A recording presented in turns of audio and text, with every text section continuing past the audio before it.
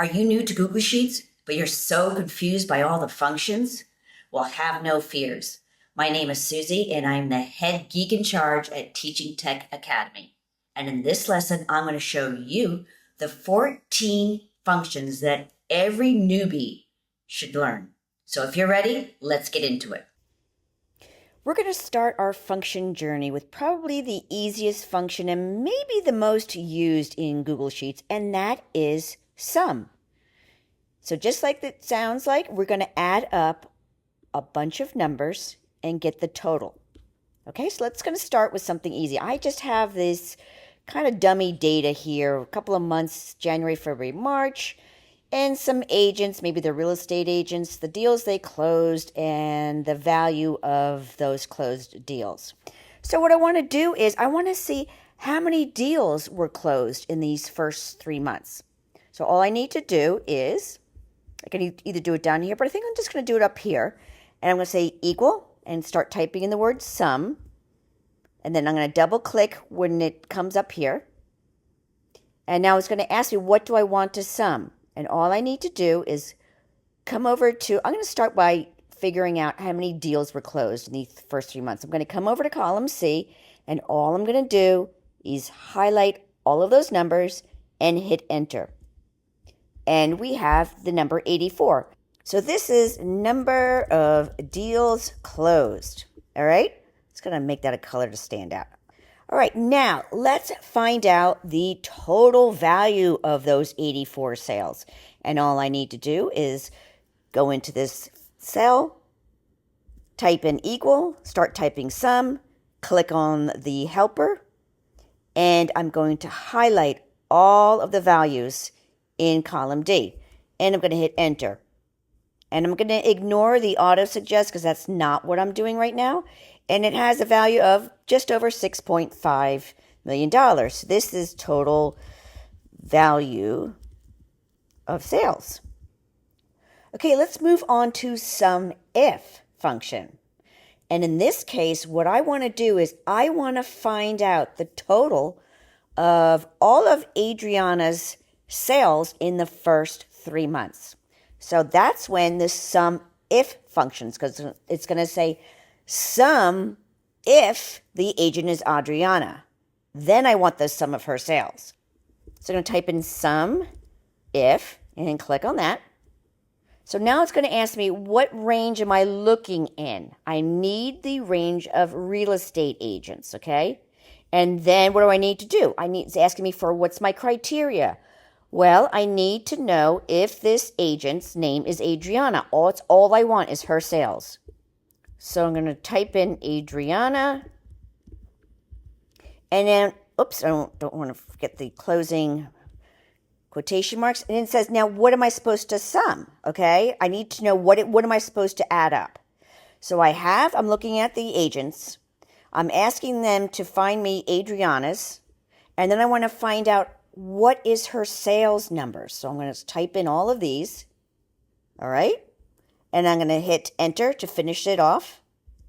And Adriana's sales were $300,000. Okay. Now let's try this for Jacob. Okay. So we're going to say equals sum if, hit enter. And what's the range? Again, going down a list of the real estate agents. Okay.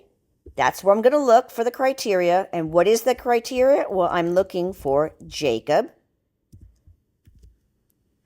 comma. And what am I supposed to do now? What am I supposed to range up? Well, I want to know his sales. So I'm going to go down the list of sales. And I'm going to hit enter to finish it off. And Jacob has done a little over $1 million. And again, you could just keep continuing this down. In fact, I'll just do this real quick. And we're going to do it one more time. Sum if, click on it. The range, again, here is the brokers, comma. Who do I want to look for? Well, this time I'm looking for Xavier or Javier. I don't know how you pronounce that. And what do I want? I want his sales. So let's scroll down and find all of his sales and hit enter. And Xavier has done over $2 million. All right, so that is sum and SUMIF. Now we're going to talk about count and COUNTIF. Okay, so I'm going to scroll down here, and again, this is just some dummy data. And I have some list of agents, some dummy property values, and what each of those homes sold for. So what I want to do is I want to count how many sales did we have. Maybe this is the month, the current month, okay? How many sales did we have? Not the value of the sales, because we did that up with SUM. I want to know how many sales did we have. I want to count the number of sales. So that's real easy to do with count. I'm going to go over to an empty cell, hit the equal sign, start typing in count, and I'm going to click on that. And Google Sheets is giving me a hint. It's saying you probably want to add up, or you probably want to count up this number, which is fine. I do. I want to count the number of sales that we had, and it already pre-highlighted it. So yeah, I'm just going to, if I didn't want to take the help, I want to do it myself, I could just go ahead and do it myself. Okay. And then I'm going to hit enter. So there were 31 sales. So this is number of sales. All right. Now, similar to SUM and SUMIF, like we did up here, COUNTIF is I want to count how many sales did a particular agent have in that month. So what I'm going to do is go into the cell, hit equal, type in COUNTIF, click on that, and it says what range am I looking for. Okay, I want to look through this whole list of the sales transactions and the agent's name. So these are the agent's names for each of the sales transaction. And what do I want to pull out? Well, I want to see what Kirsten has sold. Let me just make sure I type in her name correctly. And I'm going to hit enter. And let's just go up here. Kirsten, what's her number? Her sales, Kirsten sales number. So she has done 5 sales this month. And I highlighted them just so we can easily count. So here she is right up here, the first one. Here's another one. That's 2, that's 3, that's 4. Keep scrolling down. And that's 5. All right? So that is count and COUNTIF. And the only difference is we're not adding up the values. We want to know how many times something occurred. Okay? All right, that's it. The next thing I want to talk about is the unique function. And this can come in really handy when you have a list like this, where there's a lot of agents' names that are being repeated. As we know, Kristen shows up 5 times. There's a couple of Dominics down here. There's some Blaze. There's a bunch of things that we just need to find out whose name is in here and whose name shows up at least once. I don't care if they show up a bunch of times. I just need to know which agents in this month had sales. Okay, so that's when the unique function is going to come in. And all I need to do is go in here. I'm going to hit equal and start typing in unique. And it's going to say, okay, show me the range that I want to have the unique values of. And all I'm doing is highlighting this list of agents. And I'm going to hit enter. And now this has given me the list of agents who did sales on that month. So there's only one of each of the names. So I ignored all the duplicates and only said, hey, this person had at least one transaction in this month. So that is a good use case for the function called unique. Now, let's spice things up a little bit. Let's talk about the filter function. And what I want to do now is I want to find out. I want to filter through this whole list, but I only want the transactions that are over 750,000. I want the agents who've done over 750,000. Maybe that's like a threshold where they become like platinum status or something. So what I'm going to do is I'm going to hit it equals and then filter. Click on that. And again, I want to go through the list of agents' names because that's who I care about. That's who I want to find out. Who did that and what do I want to do? Well, I want to find out if their sales are greater than $750,000. So where am I going to find that? Well, let's highlight all of their sales, the whole entire category of sales. And we want to see if that is greater than $750,000. And I'm going to hit enter. And here are the list of the agents that had sales transactions over $750,000. Okay? So now we see that, let's see, Wanda had 4 deals over $750,000. And then we have Aretha has done some, and Maya. So now let's combine filter and unique. So instead of giving me these duplicates of Wanda and Aretha and Maya who've done transactions over $750,000, I just want to know the actual names. So what I'm going to do is I'm going to hit, let's start with filter. And we know what we need to do for filter. We are going to go through this just like we did before. When their sales are over $750,000. So let me just continue with that, $750,000. Now, okay, obviously if I hit enter again, it's still going to put all of those names back up in here like this with duplicates. I don't want duplicates. So what I'm going to do is I'm going to wrap this in a unique function. So here's what I'm going to do. It's kind of like a nested function. I'm going to put a parentheses right before this filter. And I'm going to type in unique. And at the end, I'm just going to make sure I have this closing parentheses. And then I'm going to hit enter. And this has given me the 3 agents who have done transactions of at least $750,000. So just to go over this again, I used unique to find the list of names of agents who have done at least 1 transaction in this month.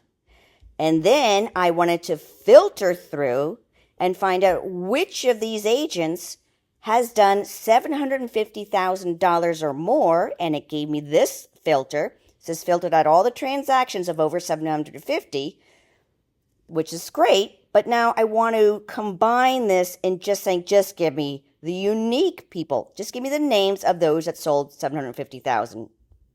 So that's when I wrapped this filter function in a unique function. And that gave me this list down here. Great. That was the unique function and the filter function. Continuing on with our lesson in functions, now let's talk about the sort function. So here we have, again, our list of agents, the properties, and how much each house sold for. So let's look at this data. It isn't in any particular order. Maybe this happened chronologically, but in terms of looking at the data, this is kind of a mishmash of data. I want to sort this data so it's a little bit more legible and I understand what I'm looking for. So that's when the sort function comes in. So all I have to do is hit equal, type in sort, click on that. And now here's an idea. See this question mark? Whenever you come and see a function that you don't know what it is doing or you're not sure, just click on that and it expands it. Okay, there we go. So now it's saying, okay, give me the range of information. All right, so I'm going to type in, I'm going to select all of this, all 3 columns, all the way down. Then I'm going to hit a comma. And that's telling me what column do I want to sort it by. Well, I want to sort it by the sales transaction. I want to know, we want to do it by sales transactions So I'm going to say we want sort by column 3. It's just asking us what column number. So this is 1, 2, 3. So we're going to type in 3, comma. And now it's telling me, do you want this in ascending order, which means the cheapest value, the cheapest sales first, and then increasing into the most expensive? And let's just do that for now. So I'm going to type in true, and I'm going to hit enter.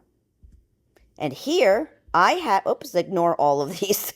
Here I have the list of sales, starting with the cheapest sales transactions, all the way down to the highest value of the sales transactions. Okay, so that's a quick way to sort through. Now, suppose I want to do it the opposite way. I want to do it from the highest sales transaction to the least expensive transaction. So let's go ahead and do that. Equals, sort, click on that. Let's select our range, all of this information. Okay, hit comma. And then it's saying, well, what do I want to sort by? I want to sort it by this comma. I want to sort it by, again, our sales column.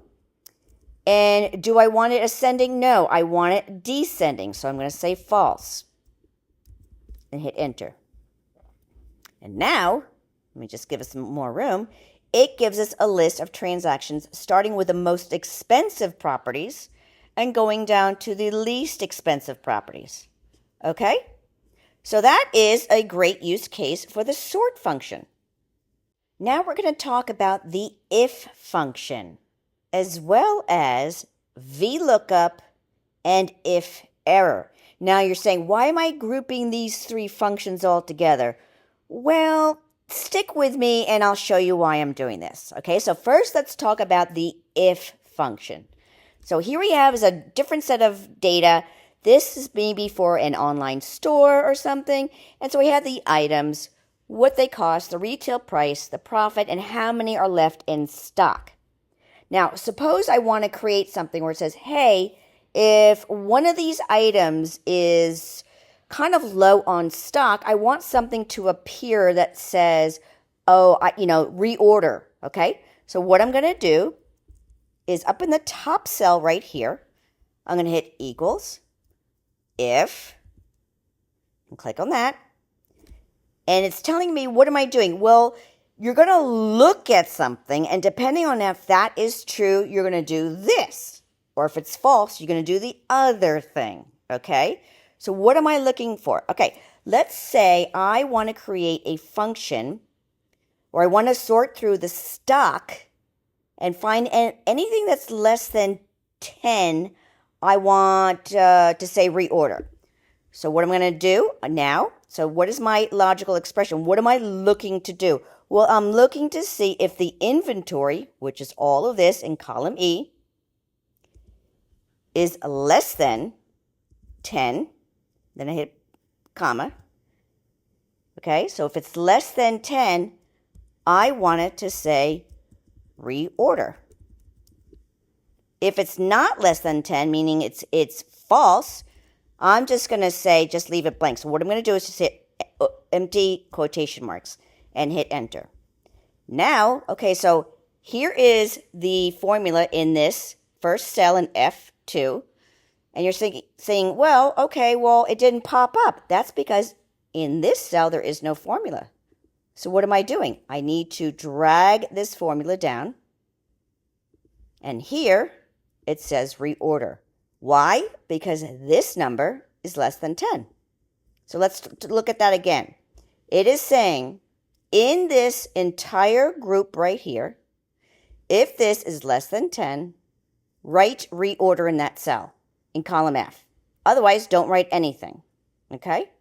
So all I did was put it up in here, and I dragged the formula down by dragging this blue circle all the way down. And that is the if. Okay, now let's skip IFERROR right now because I want to show you something else. The next thing we're going to do is a formula called VLOOKUP. And this is probably one of my favorite functions because it really comes in handy. So I'm going to start typing in VLOOKUP. And here's the formula.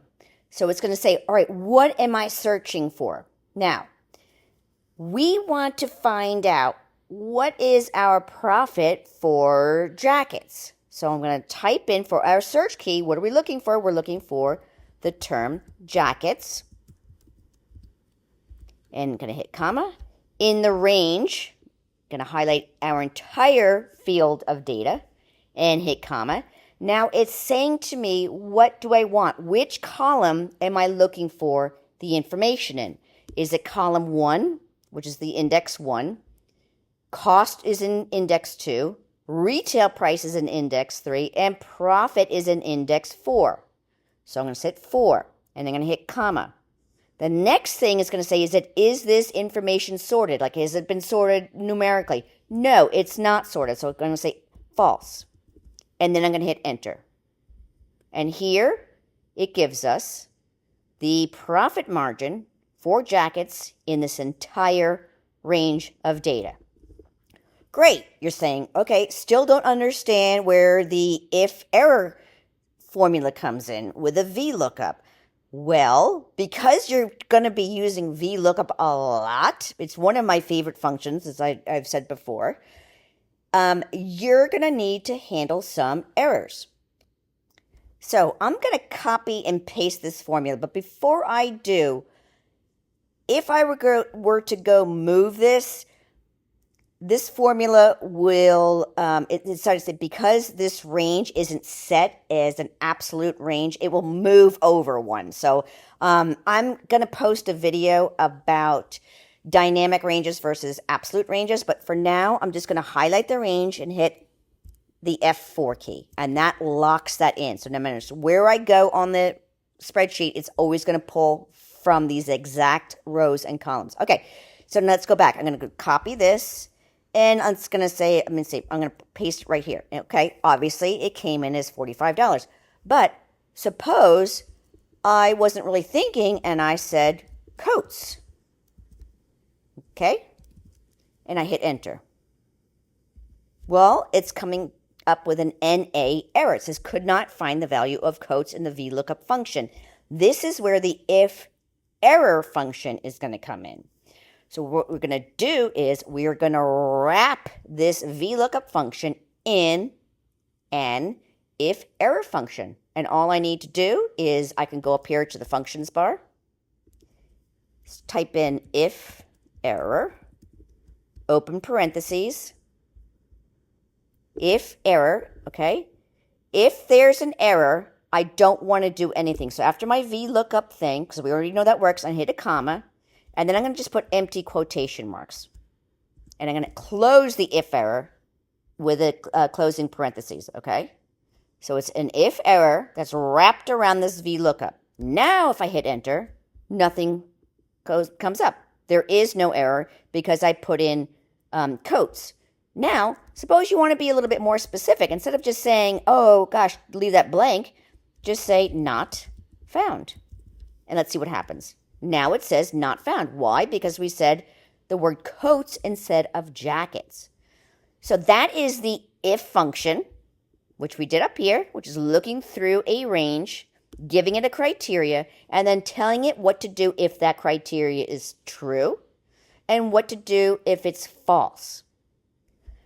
Then we talked about the VLOOKUP, which is looking up a range of data, several columns and several rows. And you want to find out, look for something specific in one of those cells and return something else that is in that range that is matched to one of those cells. Okay? And we wrapped all that up in an if error function. And we said if there's something that we typed in wrong or we want to handle it, we don't want to get that ugly NA, well, then so let's wrap it in an if-error function. All right? And that's it. Let's talk about the functions that have to do with the calendar, like date and today and weekday and month. So here we have a list of tasks for some people who are moving. They've got to sign a lease, sell their furniture, set up some utilities, etc. Okay? And we've got the priorities and all kinds of stuff. I've included some random due dates. I'm just going to delete these for now. and I'm just going to quickly delete this. Let's start with what we have up here. So we have today's date. And all that is a really simple function. All it is saying equal, type in today, open and close brackets, and hit enter. That's it. It's probably one of the easiest functions in Google Sheets. So that is today's date. And here I have the year, month, and day, and I've created some drop downs. If you don't know how to do drop downs just yet, I have a video for that as well.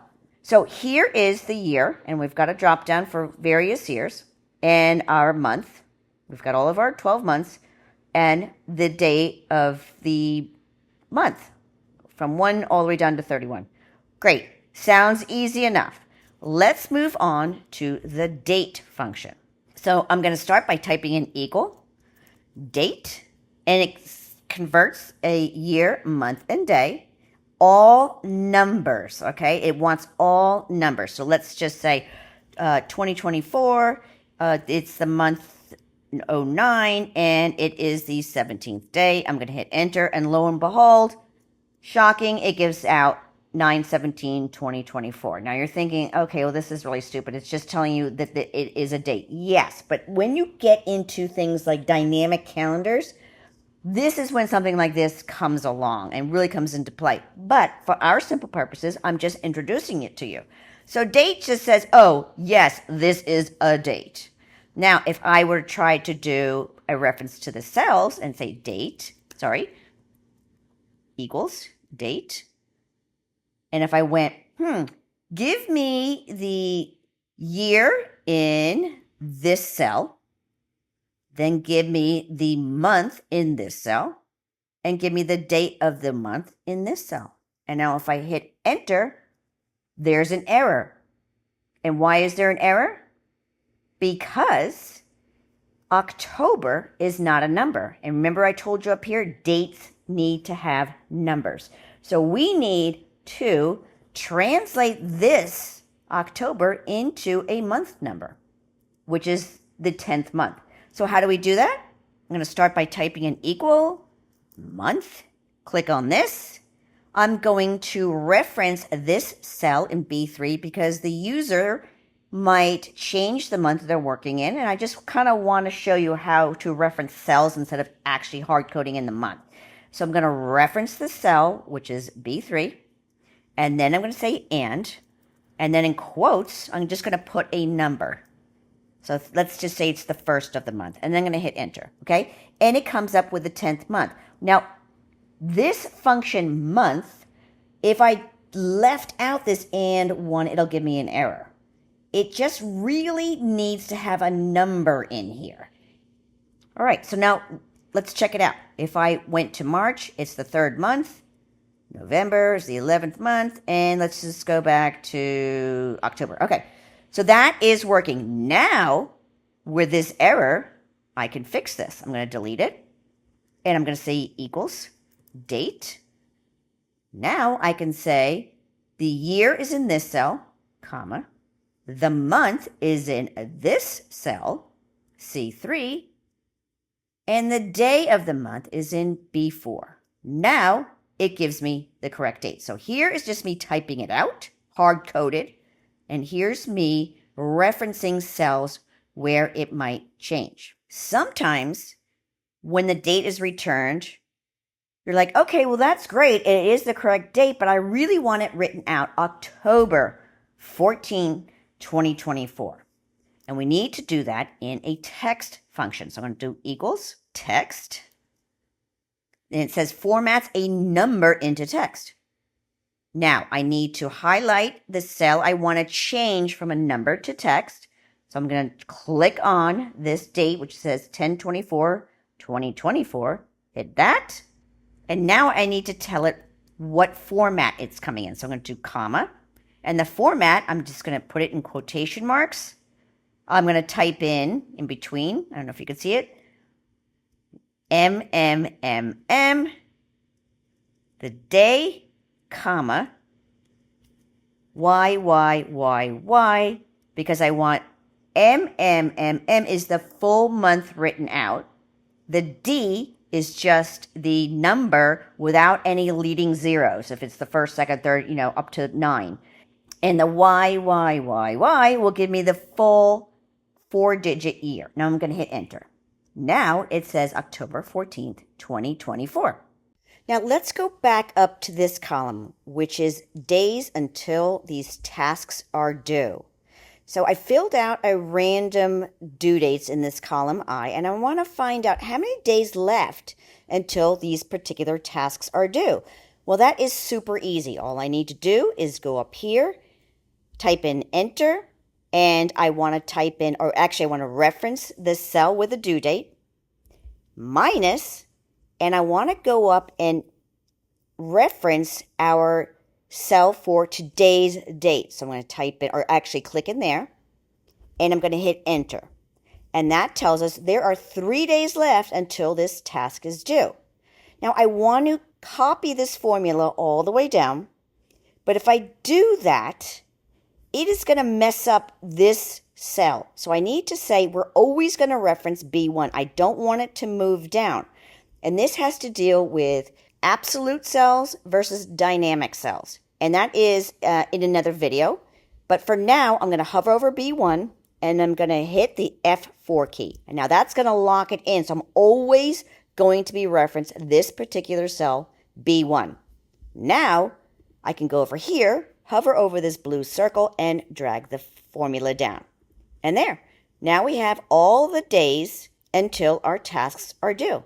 And we can get into some conditional format where perhaps if it's less than 7, this number turns red, but that's for another video. Now, before we get into the final function, which is weekday, which is going to tell us what day of the week this date falls on, I want to just come over here and talk to you about days of the week. In Google Sheets, there are basically 2 types of weeks. There's actually a third type, but it's very rarely used. We're going to focus on these 2 types. I'm going to highlight them just to make them a little bit easier to spot. Okay, 1 and 2. All right. The default week is when Sunday is the first day of the week and Saturday is the last day of the week. Okay, this is what we're looking at.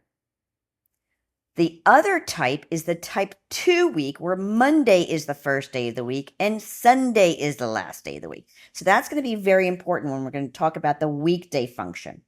So let's go to the weekday function. We want to find out what day of the week this October 14th, 2024 is. So I'm going to go here, type in equals, weekday, and I'm going to reference this cell.